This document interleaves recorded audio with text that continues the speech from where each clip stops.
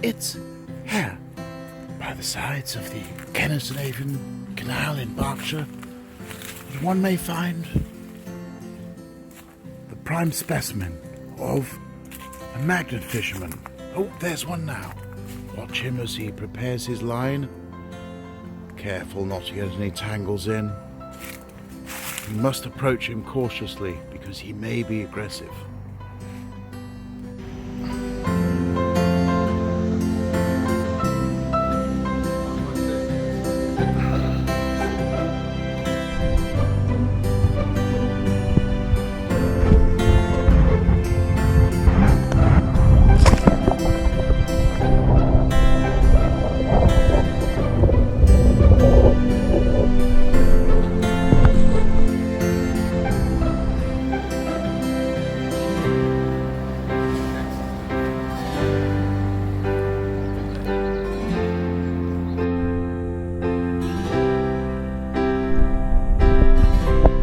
So, the zen of magnet fishing. It comes largely from the discipline of the zen of metal detecting, of which I have been a practitioner of for many years now, 5, 6, possibly 8 years. The patience required in the hunt for the treasure. So, first thing, obviously, with magnet fishing is you need a good magnet, not a shitty little door magnet.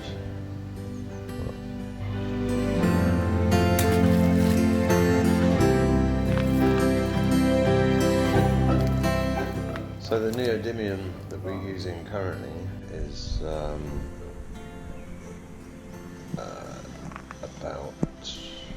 I think that's circumference size, 5-6 centimeters across.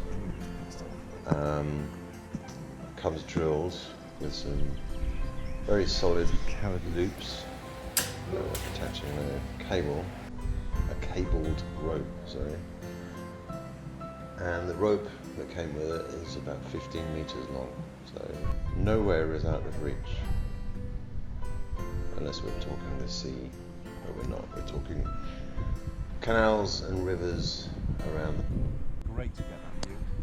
Yeah, just the pull of the neodymium is approximately 75 kilograms. So, on a good connection, where it's fully connected to a flat face Lost my camera. of steel, iron, it should be able to drag out 75 kilos, which has been tested to some degree, or nearabouts.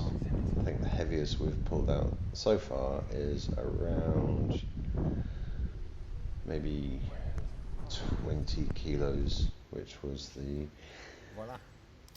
a fragment of a panelled Victorian barge from the River Thames, just in the centre of Reading. A very solidly constructed thing with bolts, deep in the mud. Took a bit of pulling, it's gone over a minute. Throw in when you're ready, sir.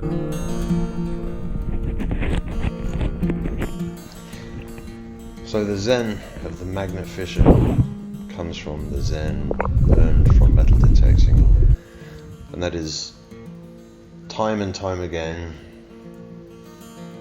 finding nothing other than rusty nails, or just even tiny fragments of unidentified iron,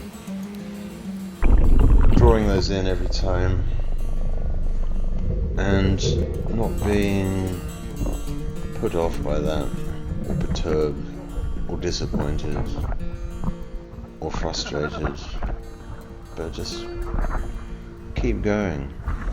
And the zen is a mental discipline.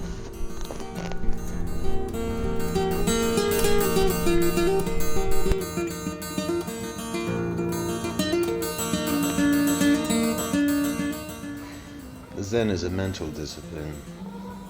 So you cast the magnet in, you have a slight feel around with it as much as you can, pull back and forth until you either feel a connect. If you don't feel a connect whilst you're drawing in, then you don't have much choice really other than to keep drawing the magnet back in and recasting. But you'll only feel a heavy object, obviously. So most casts do bring back fragments of This could be as big as the wall yet. iron, Wow, it's huge.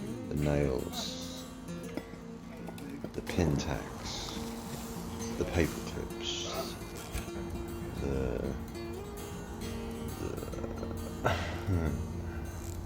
the champagne metal bottle cork holders.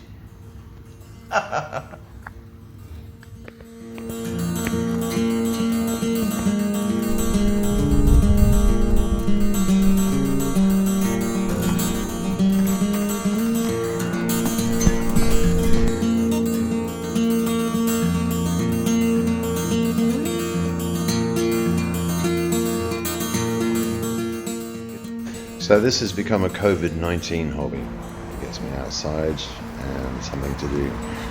And it is noticeable, quite obviously, that a lot of other people have also taken up a similar hobby. There are bikes, there are road signs, there are all kinds of brown, rusty metal items next to a lot of rivers around Reading.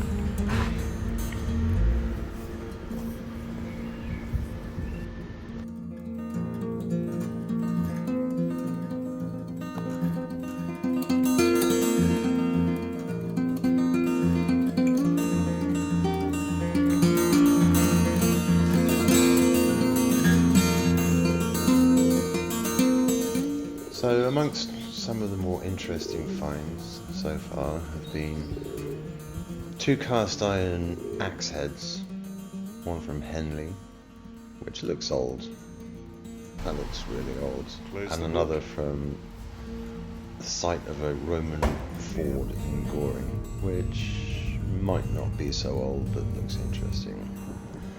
There's also been horseshoes, including the smallest horseshoe I've ever seen. I don't know if baby horses wear shoes like that. Regular horseshoes.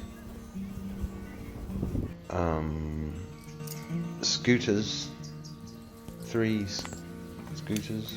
Is it 3 scooters? 3 scooters, including an electric scooter, which somebody must have been very disappointed to have lost, or have had stolen, should I say.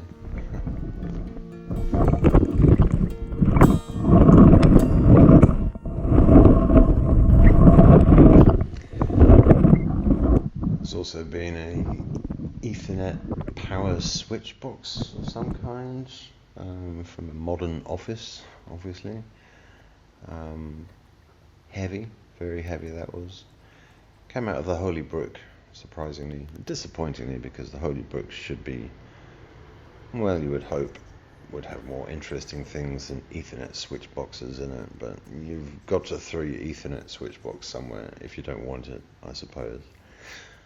But one of the really kind of curious things about it is you get to wondering how these things get thrown into the river, which is actually the same thoughts you have when you're metal detecting and you dig up a peculiar item from a depth and you think, how and why and what were the circumstances to this being buried in the ground at all?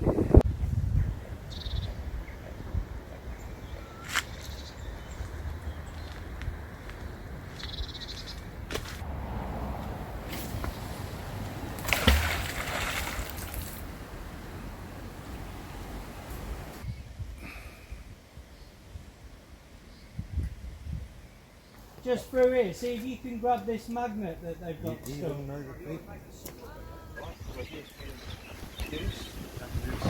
Yeah, would you say that's a good magnet of choice? Yes.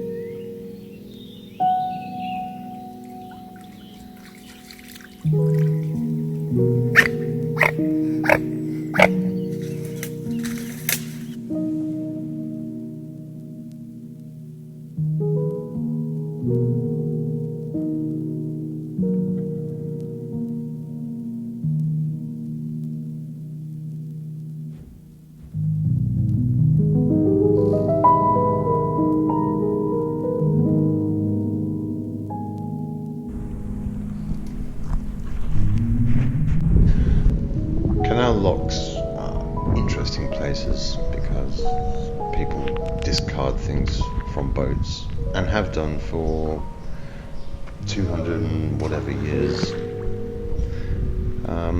Just yesterday there was a coal shovel found at Goring Lock, quite deep, very finely crafted piece of metal. I wish I'd kept it now, actually, but we didn't. It's quite heavy. It came out nicely in one go from a depth of maybe perhaps 3 meters or so. And the CO cartridges everywhere. People on boats, stop discarding your soda stream cartridges in the river because I keep fucking finding them and I know that you're throwing them in and it's not cool.